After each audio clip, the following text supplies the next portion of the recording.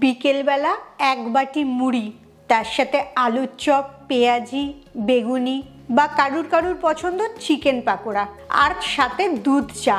এরকম একটা আসরের কথা ভাবলেই মনটা আনন্দে ভরে যায়। কিন্তু তুমি ওজন কমাচ্ছ, তখনও কি এরকম পার্টি করাটা সম্ভব? মুড়িটা খেলে কি হবে? আর আজকের ভিডিও থেকে যদি জানতে পারো এই মুড়িটা খেয়েই তুমি খুব ভালো রোগা হতে পারবে, তাহলে তোমার কেমন লাগবে?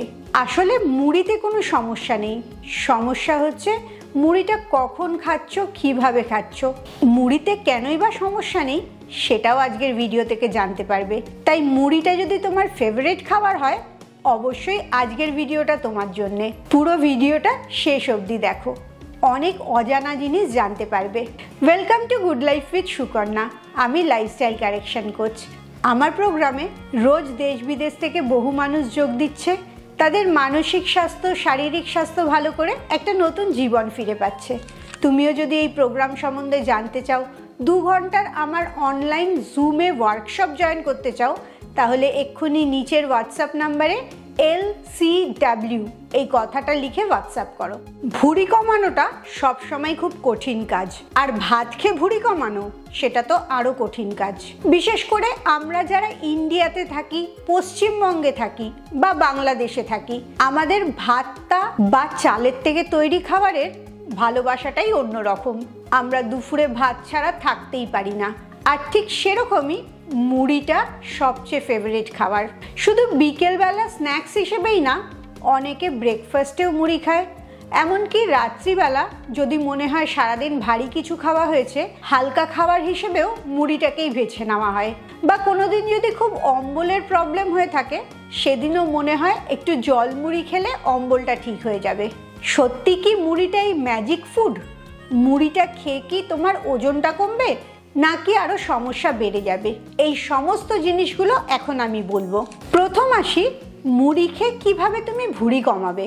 আসলে তুমি যদি ভাতের সাথে মুড়ির তুলনা করো, নিউট্রিশন ভ্যালুটা কম বেশি একই থাকে, কিন্তু 30 গ্রাম ভাত তোমার যতটুকু হচ্ছে, সেই তুলনায় 30 গ্রাম মুড়ি তোমার অনেকটা হবে। 30 গ্রাম মুড়ি খেয়ে তোমার মনে হবে যে তুমি কিছু একটা খেলে, অথচ 30 গ্রাম ভাত খেলে তোমার তো পেটের এক কোনায় পড়ে থাকবে, তাতে তোমার কোনোই খিদে মিটবে না। খিদে মেটাবার জন্যে অন্তত পক্ষে 100 গ্রাম ভাত খেতেই হবে। আর 100 গ্রাম মুড়ি মানে একটা বড় বাটির 1 বাটি। তুমি অতটা খেতেও পারবে না। একই ওজনের ভাত যতটুকু হবে, তার 4 গুণ বেশি হয় মুড়িটা, কারণ ওটা হাওয়া দিয়ে ফোলানো থাকে, যার জন্যে ইংলিশে ওটার নাম পাফড রাইস।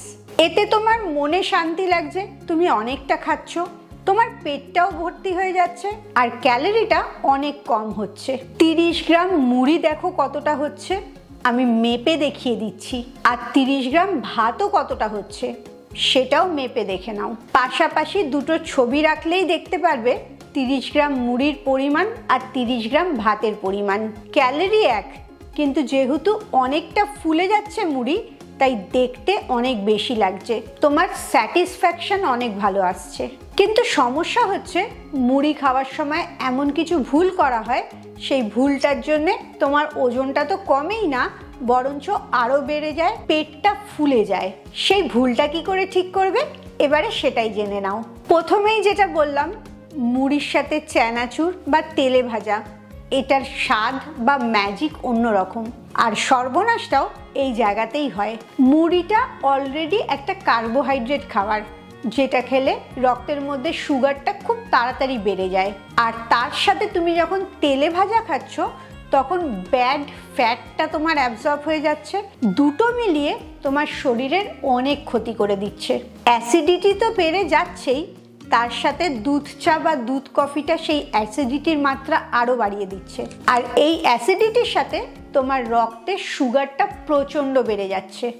তার ফলই হচ্ছে তোমার পেটের মধ্যে বেশি চর্বি জমবে আর ওজন বেড়ে যাবে।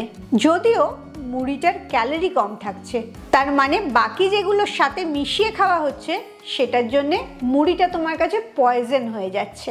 সেই জায়গাতেই তুমি যদি মুড়ির সাথে কিছু স্যালাড, মানে টমেটো, শসা, পেঁয়াজ, গাজর এই ধরনের সবজি মিশিয়ে নাও, আর তার সাথে কিছু প্রোটিন, ডিমের ঝুড়ি বা পনির ছোট ছোট করে টুকরো করে বা ছোলা, এগুলো যখন তুমি মিশিয়ে নিচ্ছ মুড়িতে, তখন মুড়ির গ্লাইসেমিক ইন্ডেক্সটা কমে যাচ্ছে এই ফাইবারগুলো বা প্রোটিনগুলোর জন্যে।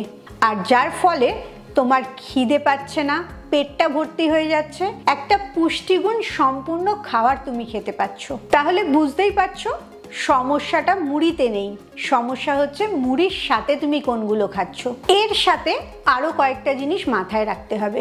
মুড়িটা যেহেতু হাই কার্বোহাইড্রেট, ঠিক যেরকম ভাতটা, তাই মুড়িটা যদি তুমি দুপুরবেলা ভাতের জায়গায় খাও সেটায় কোনো অসুবিধা হবে না। তবে সব সময় এই ধরনের কার্বোহাইড্রেট খাওয়ার আগে 1 বাটি স্যালাড খেয়ে নেবে বা অ্যাপেল সিডার ভিনেগার খেয়ে নেবে।